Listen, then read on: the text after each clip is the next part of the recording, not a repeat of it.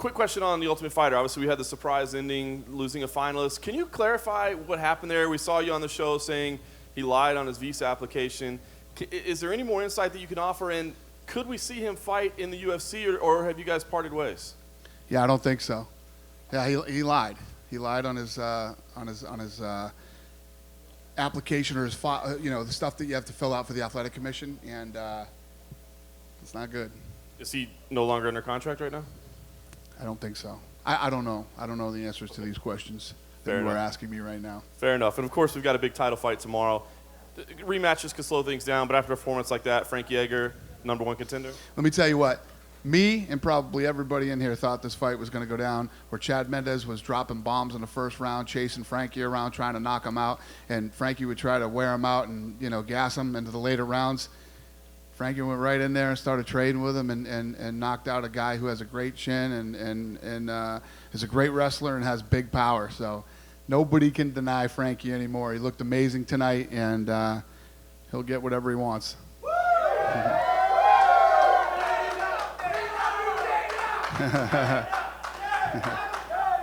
Very nice. Frankie, obviously, probably one of the best wins of your career. I mean, I know you've been a part of a lot of big fights, but an excellent performance by you. Where does this rank, and did you ever envision a way that you could win this with a first-round knockout? Yeah, I always prepare for battles. I always get my mind right that I'm going to walk away with a bloody nose and stitches, and that's just how I like to prepare. I mean, just to mentally get right. But it was nice to walk out of there unscathed and with a KO, especially because everyone was talking about Chad's power. And, of course, it was something I had to worry about. But like I said, I got a little juice too. I asked you before the fight, if you had a preference, whether you'd face Aldo or McGregor. So you had something to worry about. But now that you've got a win, you're in that driver's seat. Is there a guy, whether it be because you think your style matches up right with them or because it's a guy that you'd rather fight, is there one that you would really prefer to fight? It really isn't. I look at it like, Aldo. I'd be nice to take it from Aldo. Since he's had been on top so long, and we had that close fight. And he got the W. But then again, McGregor's the big money fight. So for me, it's win-win. Either one. And last thing for you there. Certainly, there are scenarios where those guys could fight twice, close fight, whatever it may be. If that happens, Dana said you get what you want. Could you see yourself sitting around 10 months, 11 months a year waiting for that fight, or at that time, do you think you'd have to stay busy? Yeah, I don't know, man. I don't want to sit around for nothing, but I'm not making any decisions till I know what's going on. Frankie, just can you explain a little bit about you were a little more pissed off before this fight than you normally are, that you hadn't gotten it. Talk about what you and got you to that point where. Answer that question. No, I just feel like I've been knocking on this door for this title shot for a while, and Dana never told me if I won a fight I was going to get it, but, I know he told some other guys if they beat me, they were going to get it. So I assumed if I beat them, MMA math, I should get it, right? But I know if I just kept putting myself in this position, I couldn't be denied, and here I am. I got it. Did you, when you weren't getting it, I mean, like, how did you react to it? Like, was your feeling like, hey, I'm going to go out there and I'm going to be even better just to prove Dana wrong? Was that sort of what your mindset was? It's tough to do. You can't. I just want to be better just because I'm in the gym all the time getting better. I want to be better because my coaches make me better. But yeah, I mean that's just going to be the effect of working that hard. I'm going to be better in there. I'm going to prove Dana that I deserve it. Dana, and why did it take so long when he was looking so good in these fights? And like you said, hey, if Cub Swanson wins it, he would get it, or whatever the case may be. And this was a guy that was a former champion, a Hall of Fame type fighter. And what was it that took so long? Was it the rise of McGregor the way he did? Well, and sometimes you got to go out and you got to put the stamp on it, man. He put the stamp on it tonight. You know what I mean? We had the fight in the Philippines. That thing wasn't a barn burner, And I wanted Frankie to take this fight with Chad, and he put the stamp on it tonight. You cannot be denied. He went in there and looked spectacular. And I guarantee he's got people buzzing right now. People are interested. People want to see it. Question for Frankie. You told me before the fight, you said that if you won tonight, you would ask Dana for a ticket, want to be sitting front row tomorrow night. Is that the plan now? Yeah, I mean, I got the ticket before the fight, so it worked out anyway, But yeah, I'm going to be there for sure. Obviously, you wanted to make a statement in this fight. You made a big statement in this fight. Do you think you did send a message to both Aldo and McGregor? I mean, obviously they're focused on their fight, but they can't ignore what just happened, that, you are the guy. I mean, whoever wins that fight, they got to be looking over their shoulder. Yeah, I think they knew I was coming, and now I just solidified it, and no matter what happens, I'll be knocking on that door, and they're going to answer it, and they're going to see me, because I'm coming for that title. Question for Ryan Hall. Ryan, you were just over in Ireland like a few weeks back training. Was it? I mean, obviously you accepted the fight with no hesitation, but just kind of your impression, because I talked to Artem and he said that you were literally teaching him heel hook defense when you were over there, and here you are trying to submit him 2 weeks later. I definitely was over in Ireland. I had a great time training there. John Kavanagh, the guys over there, Owen Roddy, Artem himself, are all people I have a great deal of respect for, and I actually had a fantastic time training with them. I think it made the fight a little bit more interesting than it might have otherwise been, even though the fight wouldn't have otherwise been, I guess, had it not been, for Saul dropping out. But, I think we probably had a little bit more insight into one another than we would have otherwise. But, at the end of the day, I came from jiu-jitsu where you compete against people, at a high level all the time, and you run in, same circles. So really, the fact that there was a pre-existing relationship there, I don't think it was terribly strange, from a competitive perspective. But Artem is just a tough and dangerous guy, and I don't credit the fact that he was able to stop, from being a finished night to me or anything like that. It was just that he's, he's well coached and he's a tough athlete. But it was definitely an interesting experience. I think that we both had a little bit of an idea what the other was looking for. But again, he came out southpaw knowing that I know that he likes to fight open side against no matter, against any opponent. It was interesting. I was glad to face a tough challenge. Were you shocked in that first round when you had that rear naked choke on that he didn't go out? I mean, it looked like, I thought he was out for a second, and then obviously he was able to slip out. Were you shocked that he was able to survive that? I'll be honest, then. Artem is one of the toughest things on 2 feet that I've come across. So I wasn't shocked that he was able to gut it out. I never had it fully locked, and his face was down, and we were in his corner, so I wasn't able to point him towards Faraz or Eamon or Ray and say, hey, guys, how's things going? I just wanted to stick with the positional control that I had, and the fact that he was able to gut it out was honestly not surprising. I heard that his face is a little bit purple, but Artem's the kind of guy that either goes to sleep or does not tap at all. So, looking back, that wasn't shocking at all. I just wanted to make sure that I controlled the round and made sure that I got into the second without having noodle arms. And a question for Evan Dunham. Evan, I'm always brought back, when I see a great performance from you, I always remember that Sean Shirk fight, which, I think most people still believe to this day you got robbed, and that may have been a #1 contenders fight. You've had some ups and downs, but do you feel like now, because you look better than ever tonight, that you are getting back to where you were at that point? It feels like you are, you look great against Ross Pearson now tonight. Do you feel like you are getting back into that top 10, top 5 form you were just a couple years ago? Yeah, that's the goal. I definitely coming into my own a little bit more as, a more developed fighter. So, I think I'm right there, trying to get those spots. So just keep doing what I'm doing, and I'm sure I'll get there. Question for Frankie Edgar. Frankie, we've seen you finish fights in a lot of different ways throughout your UFC career, and we've seen you TKO some high-profile opponents like BJ Penn, like Gray Maynard. The one thing we haven't seen you do in the UFC, though, those tended to be cumulative effects over multiple rounds. The one thing that we hadn't seen you do yet was a very early one-punch, two-punch knockout like we got tonight. Do you think this was the perfect time to pull that out of your back pocket, create a highlight reel moment to potentially market a title fight for the featherweight title? Yeah, absolutely. With everything on the line and, the title being up for grabs and this weekend that as big of fights that we're having this weekend, I knew I had to stand out, and it couldn't happen at a better time with a big KO. Question for Ryan Hall. Ryan, were you surprised at Artem's inactivity when he was in your guard? Obviously, you were dominating him with your jiu-jitsu, but it seemed like even when he had top position, he was not having a lot of luck even trying to break your guard or to throw elbows or punches. I think that both of us had a clear path to victory. He, obviously on the feet, his job was to get in there and land shots that would have my face looking different than it does right now. And, my job was to try to maintain distance and then close the gap safely when I could. Coming from the jiu-jitsu background that I do, I'm very comfortable with people trying to hit me. And I think that, I think that maybe he was aware of that.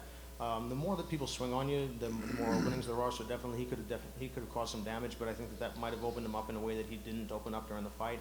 I think it was a calculated risk on his part, potentially giving up, time in the round to hopefully stand back up and take my head off, and fortunately it worked out for me. And Dana, if I could follow up with you on that question. Obviously, the bar for the Ultimate Fighter was set very high and very early by Griffin and Bonner. We're not going to get that every season. But is it still satisfying to you when we get a fight like tonight, which was not close, it wasn't competitive, but we clearly got a winner who belongs in the UFC? Is that a close second to you in terms of satisfaction as a promoter? I don't really. What are you asking me? Well, obviously, you'd like to have Griffin and Bonner every season. But if you have a fight like this So tonight... you're saying this fight was shitty and No. Bonner Griffin was awesome and this one isn't that, but we got a guy who... Listen. At the end, I'll tell you what, if any of you saw what I tweeted after that fight, what drove me crazy was that Herb Dean let him stay on his back for the last 3 minutes standing. No damage is being done. Nobody is really advancing their position. And this is for everything. This is for the Ultimate Fighter. You know what I mean? Stand it back up. And I think Herb, who I think is one of the best, I think he didn't do his best tonight. And then I saw a lot of people talking about, negatively about him. One of the things about this kid is, with his jiu-jitsu, it's so sick and it's such a high level. You haven't seen a guy who can go in and just slide in and take the leg. You try to step over the other side. You're in his guard. You try to step to the other side. He gets the leg, and he goes from one thing to another to the back. And even though he didn't get the submission, if he'd have pulled off one of those submissions, people wouldn't be bitching about it, which is one of the reasons that I think that Herb should have allowed them to fight for the last 3 minutes. There was no fighting the last 3 minutes of the fight. That's irritating, and that I think that leaves a bad taste in everybody's mouth. But every season we're going to bring guys in, and weird things happen on the show every time. This kid got an opportunity, and he took it. He took it, and he won. That's what it's all about. Let me ask you, Dana, one more question, this time about Tony Ferguson, since he's not here. He said in his post-fight comments, a fantastic performance, he said he either wanted the number 5 fighter or a title shot.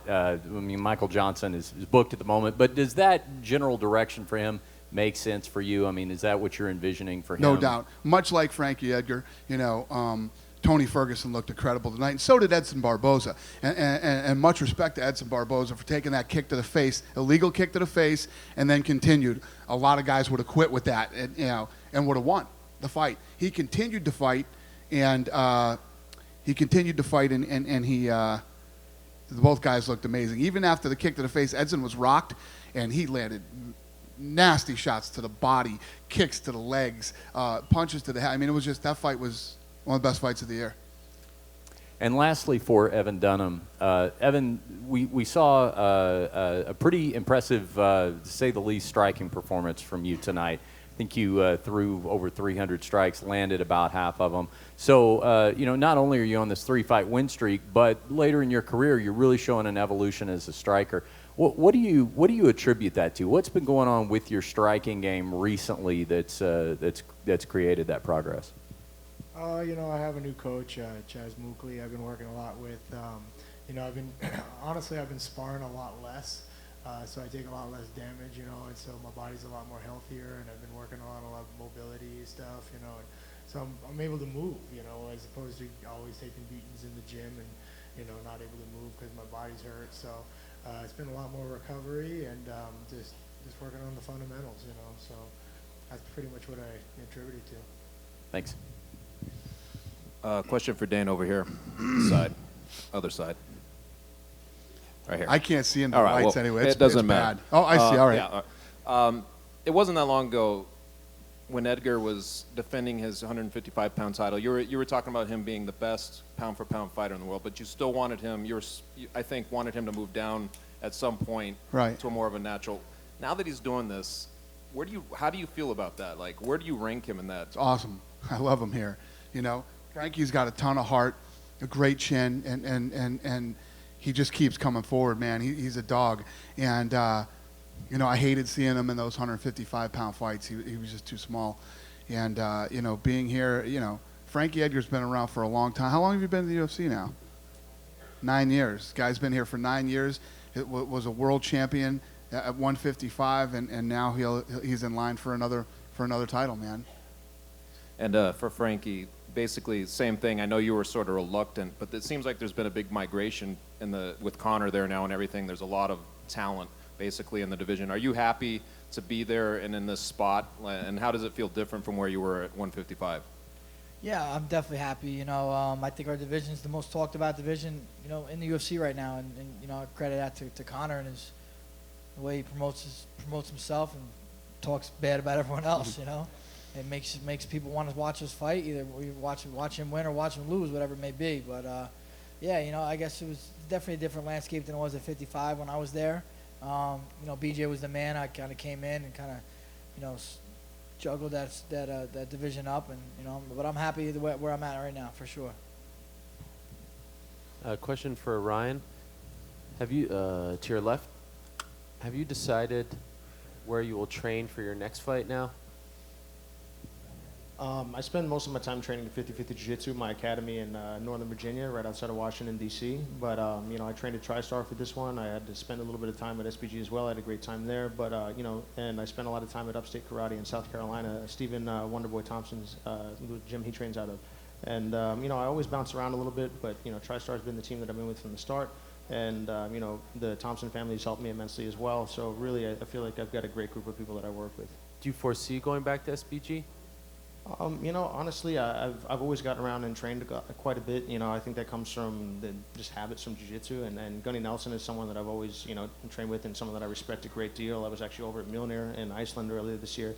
So, you know, I've always maintained a lot of autonomy when it comes to training here and there, and I don't envision that stopping, no.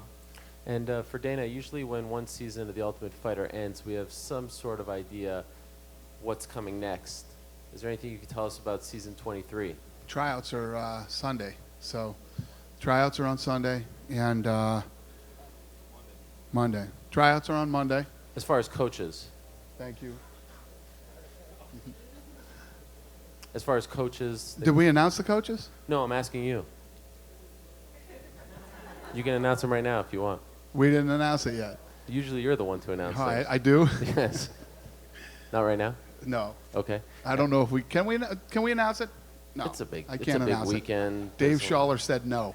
All right. And just a question for Frankie. I can't really see what you're doing over there. I think you're looking at your phone. Is that you're not looking at it? You just have a big smile on your face looking down. So I'm wondering what, like, you just seem to be the happiest man in Las Vegas. Is it the feedback coming in? What's going through your mind right now? Yeah, I'm just I'm hitting back New Jersey, man. Got a lot of love back home. Just people texting me. Just a lot of texts. Just getting back to them. All right. Thank you. He's bored with this press conference. Do we have any more? Yes. Question I'll for do Dana one White. more. Yes, sir. Where does